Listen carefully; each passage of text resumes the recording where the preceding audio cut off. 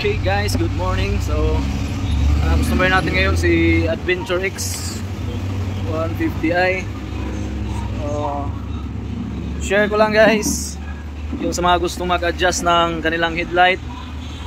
So yung mga medyo mababang adjustment. So ito guys, share ko lang tong video na to kung paano mag-adjust. So dito lang yung guys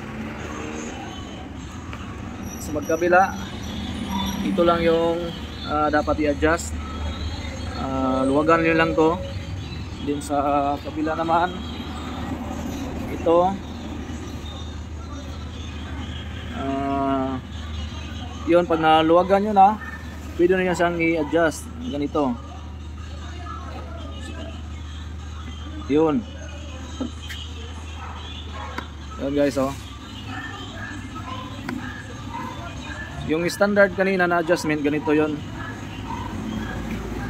Yan yung adjustment niya. So pag i-adjust na yan, sabay yung dalawa. Yun, oh. So i-try natin i-on. Yun. So mapapansin nyo, yan yung ilaw. Tapos i-adjust natin pataas. Ayun. So na-adjust yan, oh. Yun yung standard. So ating konti. Yan.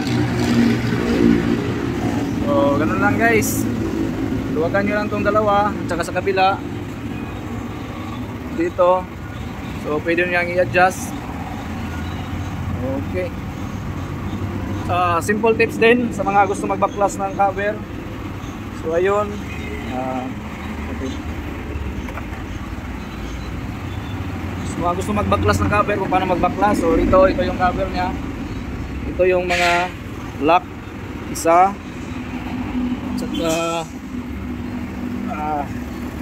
dalawa, ito dalawa, tatlo dito, saka dito apat, lima dito, at pang-anim nandito yun sa nakatago sa cover ng tangke. So kailangan tanggalin. So nandito yun para mas matanggal na. Yun guys.